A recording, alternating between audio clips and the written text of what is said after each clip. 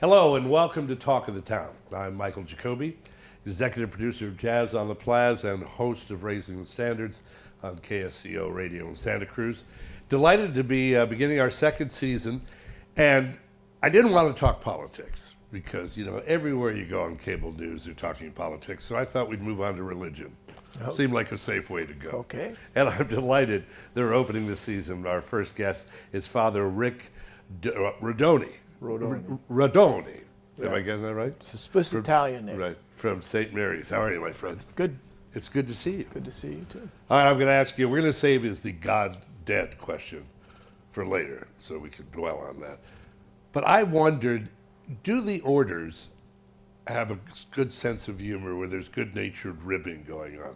For instance, when Pope Francis was elected, did the Jesuits make T-shirts that said we're on the board now? Or in-your-face Carmelites? Probably nothing terribly derogatory. But certainly religion has to have a sense of humor. We have to be able to, at times, laugh at ourselves. Yeah. It's just natural to find some humor in what we're doing. At the heart of our spirituality is joy. So really, we do want to express some kind of experience of joy in our lives. Talk to me a little bit about your background, the route that brought you to the church, and what got you here and where we're at. I grew up in Santa Clara. Okay. I went to St. Justin Parish, and then went through Brookser High School, which is now it's Santa Clara. Yeah. Then to the seminary in '84 at St. Joseph College, which now no longer exists, and then on to St. Patrick. I've been ordained a priest for 27 years. Now, somewhere along the way, was there the classic epiphany? Or was it one day I said, Well, like second grade. Yeah, exactly. I was walking home from school and said I wanted to be a priest to my mother, and she says, "Oh, that's great." Yeah. Come back in about 15 years. That's a true story. Yeah. Yeah, I talked to a priest at that time who was at the parish, and he basically said the same thing. If you're really serious about it, then think about it when you finished high school. When you finished fourth grade. Yeah. Right. What? That's a big decision. Oh, it is. Yeah. Oh, yeah. On so many levels, not only the commitment, but also what you're taking on and what you're giving up. Yeah, any second thoughts on that along the way? Oh, yeah. There's been days, for sure. There's been a few. Yeah. I don't think any person who makes a lifetime commitment at the age of 7 is not going to question it. And then as a teenager, of course, I struggled with it as well, and a young adult.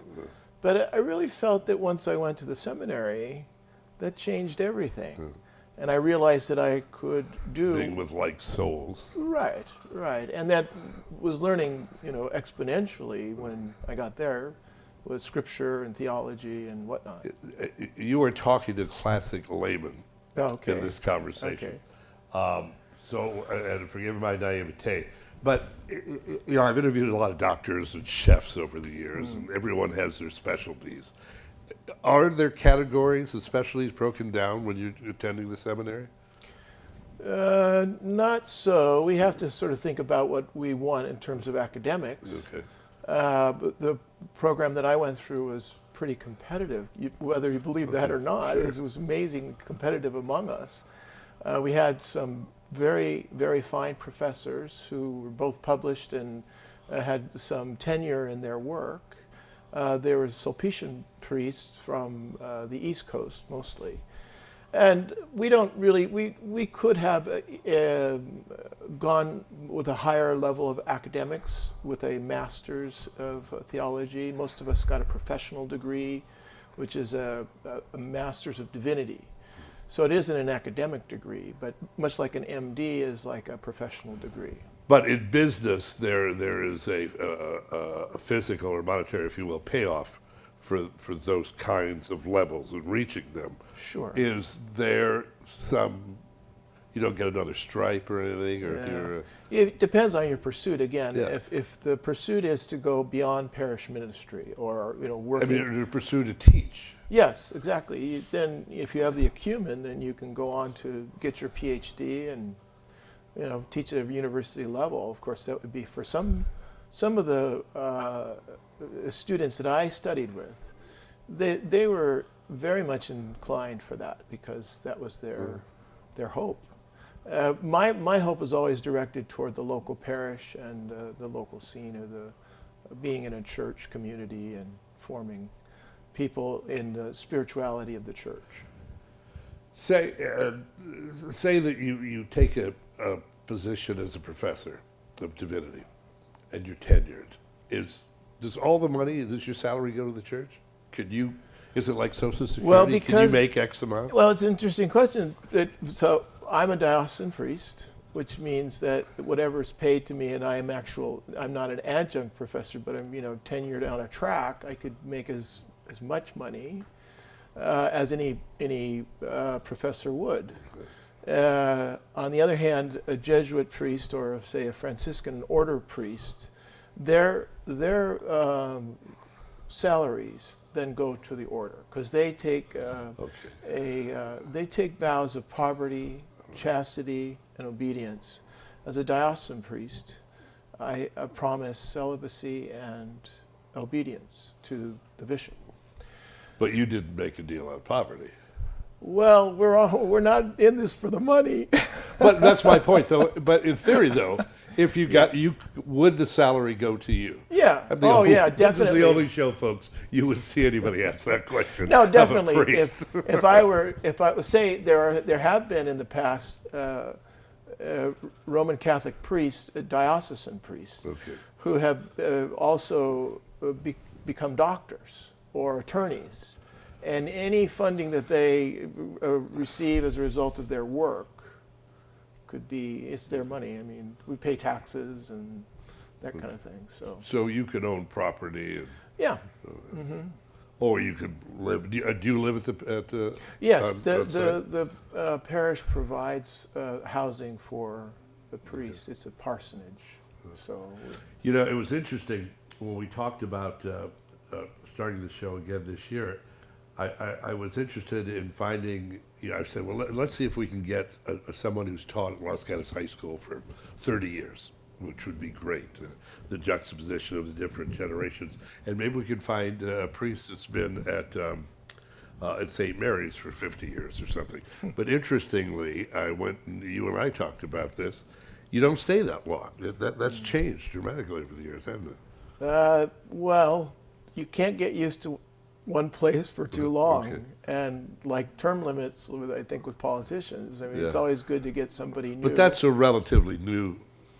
Yeah, I would say after Vatican II, after 1965, when they instituted the basis of thought for Vatican II, they moved away from longtime pastors because there sort of has to be a renewal in the church every so often. Mm-hmm.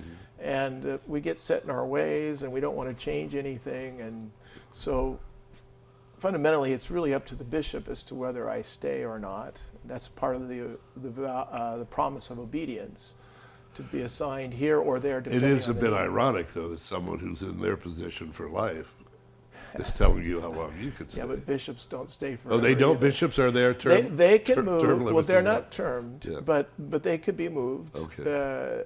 Either elevated Okay. or retired. Okay. It's one or the other. So. I have to point out, you see there's a green screen behind us. Oh, yeah. Which it looks kind of goofy from our point of view. But what it is, during the shows, we will project onto that screen certain scenes that are germane to the conversation. Oh, good. And I'm hoping there will be St. Peter's Square behind us in the Vatican. Wow. It may be a pub in Killarney. I don't know, but let's hope that this works out right. I'd like photos of St. Mary, all if possible. all of a sudden, there's a square dance behind us with no music. Well, we've had those at St. Mary. There you go. There you go. So let's backtrack. So you go to seminary. How long is the seminary? Well, it's an undergrad degree and then a degree in theology. And our formation, that's fundamentally what really more the issue is. Formation was 5 years. And it's at St. Patrick in Menlo Park. So, I mean, not only... Now, at the end of 5 years, are you ordained? Yeah. Okay. So it's more than just academics. It's also prayer, discipline, those kinds of things. You really have to fit into this sort of mold that they're trying to mold you into, a priest. So I want to take a moment to thank you for not saying what I know you're thinking. That I should have gone to catechism. I would have learned all this stuff. Having not been raised Catholic, I don't know any of this You'd stuff. be surprised how many people who are Catholic really don't know. Yeah. So they may be interested in what we're saying. You know, I was raised Church of England. Oh. And I remember my mother had terribly disparaging things to say about Irish and Catholics. She was English. And growing up, there was that separatism more in religion than I see it now. Yeah. I mean, is that a feeling that you get? There's not the polarization there used to be? Well, not in Los Gatos at all. I mean, there's an association among the churches, synagogues, the people, who sort of a common cause. And that's true ecumenical. in more and more cities. I mean, 40 years ago it probably wasn't as true. It was very much separated. Yeah, I'd say definitely the West Coast, maybe southern part of the United States, not so much. They really make those kinds of distinctions, but there's an idea that we can work together on many different issues. So Catholic Church is in the blue states. Pretty much. Well, but again, Yeah. it depends on Yeah. your. I mean, we don't like to think of it as being a political arm, so to speak. We would like to think of transcending politic. But I was going, and I forgot. I was going to Google it, as I should have. The priest, the Massachusetts priest who was in Congress in the 60s. Do you remember the name? Yes, and I'm trying to think of his name right off the bat. I can't think of it, but I know what you're talking about. There's no... He was told he must resign his post. Yeah. He was a very, very famous priest. It was some time ago now, and the name escapes me. We're speaking with Father Rick Rodoni of St. Mary's Parish here in Los Gatos. I want to take a second to thank the good folks at O'Connor Hospital. They're part of the Verity Health Group, and they have stepped up to sponsor Jacobi's, as we call it, Talk of the Town, and we're delighted. And in the course of this year, we're going to literally talk about Los Gatos, some of the movers and shakers, talk about the spirit and the heart of the town, and we're just delighted to open with Father Rick. So we thank you for that. We're going to be talking throughout the year to folks like Kevin Youkilis, a couple of World Series rings, Roger Maltby from NBC Sports. We hope to Sal Pizarro. So we've got a good list of the interesting people. We're going to take a quick break and we'll be back to KCAT in just a moment. At O'Connor Hospital, we're restoring health together. Step by step, together. Because care is better together. O'Connor, together in health. At O'Connor Hospital, we're shortening your wait time. Because in an emergency, every minute counts. This is our commitment to you. O'Connor Hospital, together in health. Welcome back to Talk of the Town. Michael Jacobi with you with our season opener, if you will, our first guest, Father Rick Rodoni. I'm getting closer on this. Am I in the show? You're I pretty close. Stumbled completely on it. What's the derivation of that name? Swiss Italian. Do you, were your folks delighted? My mom would. They don't bug you about grandchildren, is my guess. Oh, yeah. Do you have other siblings? Oh, yeah. We're a family of 6. Oh, okay. So they're covered. Oh, yeah. They were very happy about it. We were, grew up Catholic, praying the rosary and so forth. My father was a pilot in World War II. Oh, really? Yeah. That will introduce you to the rosary. Right away. Especially if you fly a P-47. Oh, indeed. Is he still alive? Well, he's since passed Okay. after many years, but Talk to me, Father, a little bit about, and we're not going to talk politics, but I will say there's some question about the moral compass in this country right now. And it would seem to me, and please correct me if I'm wrong, it would seem to me that the things a priest dealt with 30 years ago, if you were to take him and put him into this culture, he would be amazed at the kind of things, the kind of advice, and the kind of things he's dealing with now. 30 years ago, you never had to deal with someone grieving over gunshots in a school and then the events of what is happening. And you have to probably become even more than just a spiritual leader. it's a really difficult time in our country. We're trying to find our way back to some kind of unanimity. The idea of unity has been undermined by the hyperbolic tensions that arise as a result of differences. And if we can't find middle ground, then we're not going to be able to have a dialogue. So fundamentally, trying to bring that together and not become too over exaggerated with many things. Yeah. I know the tension ever since 9/11. Yeah. That's what. It's palpable difference. But it's based on fear. Yeah. And what I believe is that we've lost As is discrimination. our faith in God, and the sense that we no longer trust each other. And we've lost our faith in each other. Yeah. So it's a really difficult time now. Of course, everybody struggles with that in one way or the other. But how do we change that, make that situation better when every time you take a plane ride, you've got to go through all this, checking, and it's almost as if we're criminal before we enter anywhere now. We're all suspect, and that's what's fearful. I think that's what's creating much of the fear. What I spoke early in this show about the provocative question. I guess it was Time Magazine, may well have been 40 years ago. Is God dead? And the wonderful response to that, remark by Billy Graham, that someone said to Billy Graham after that came out. A reporter said, "Reverend Graham, is God dead?" And he said, "No." So how do you know? He says, "I spoke with him this morning," which I thought was a wonderful. Well, he's a remark. prayerful man. Yeah. Yeah. And of course, we attend to prayer, then it's not so much something that we make up. And I think fundamentally is we've lost a sense of the being made in the image of God. We would liken ourselves to be God.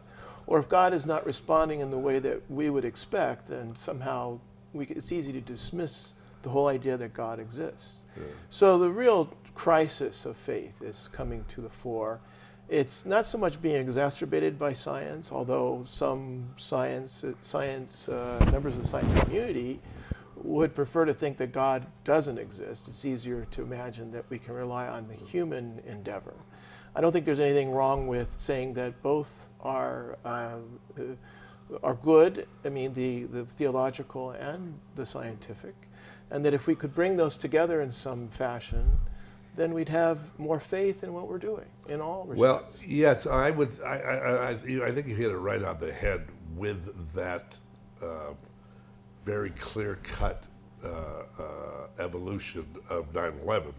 Is that it's very difficult to have faith if you can't have faith in the real obvious things. If you can't have faith in a building standing, faith in the obvious, and let alone faith in what's difficult to comprehend. And I would think that makes your job all the tougher and all the more important. Well, I like to think it has some importance, and that people, at least I can confirm for those people who are trying to pursue a life of faith, that they would do well to continue.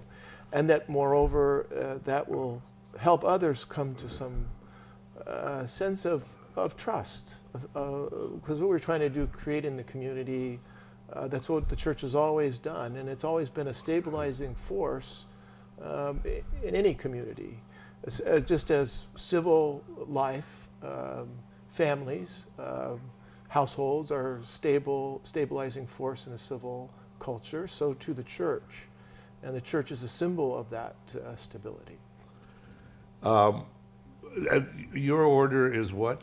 Well, we're diocesan priests, which means that we are ordained for the locality that for which we are to serve. And is all the orders, do they basically come together geographically? Is that? The orders are different. It's a different organization, if you want. They're based on charisms. For instance, the Jesuits who are up on the hill here right. follow the charism of Ignatius of Loyola. The Franciscans, of course, follow Francis of Assisi. Well, what is Chicago of Loyola, since we've got a big basketball game Chicago, coming up soon? Chicago Loyola. Yeah. Yeah, let's hope I would love let's how hope they that's going to win. turn out. Yeah. That's Sister Jean. And what's right? her sister Jean? Yeah, Who's she's 98 really- years old, really popular. and she's making a bobblehead. They're making bobbleheads for it, which is wonderful. Well, they're Jesuits, and Yeah. they're an international order. Okay. So they were one of the first Roman Catholic orders to be in the west coast of California. They took over from the Franciscans who established the missions of Junipero Serra, Right. and then they're one of their The principal Jesuits were kinder area. and gentler, is my guess. What's that? They were kinder and gentler. And then the is my guess. Franciscans? Yeah, the Franciscans. Oh, they were tough, yeah. They were. How did it take, this is a silly question, but how did it take 2,000 years or 1,700 years to get a Jesuit pope? Wow, that's a good question. I mean, Francis is the first Jesuit, right? Well, most of the time, I think that that they're not inclined to even take positions like that. Because of our poverty, our humility. But the fact that he was already a cardinal, Yeah. and that's not unusual. But he's from Argentina, which is even more unusual when you think that the first Jesuit pope and the first pope from South America, from the Americas. So a very unusual event in the history of our church. So, but I don't know the answer to the previous. It's bad polling. I know it's the Italians. They, Yeah. they want to hold on to power. Yeah. Interesting thing. I was watching the CNN did a thing. Or it was in the middle of it, the history of the papacy, and the Benedict retiring or resigning and retiring. Yeah. Was like the first time in 600 years. Yeah. Which begs the question, he said as a Protestant in a dinner party, if the Pope is infallible, are you still infallible if you're on matters of spirituality? Are you still infallible if you're an ex-Pope and if you're both alive and you disagree? Well, no. I mean, the infallibility is not just with the Pope, but it's also with the magisterium. Okay. So it has to be something more than just an individual saying, I can't be wrong, and you have to do what I say. Okay. So it is somewhat of a unanimous kind of reality, and there hasn't even been any declaration, as far as I know, that is an infallible statement from the Pope. And it was in the history, it was during the time of Garibaldi when he was uniting Italy. And it was a way of, again, holding on to power, ecclesial power, to say that the Pope had ultimate say. Have you been to the Vatican? I have. Seeing this green wall makes me think of the Vatican. Yeah. Yeah, St. Peter's is a beautiful. Is it beautiful remarkable? Church. It's unbelievable. Yeah. It's an extraordinary church, and there's so much to say about it. I can't even begin. Yeah. But I've been there a few times. I even prayed Mass early in the morning. Have you had an audience with John Paul when you were there? With John Paul, St. John Paul. I was there for one of the morning Masses that he celebrates in his chapel. Yeah. And I got to meet him. There is a wonderful story about when he was dying. Yeah. A young priest, came to see him.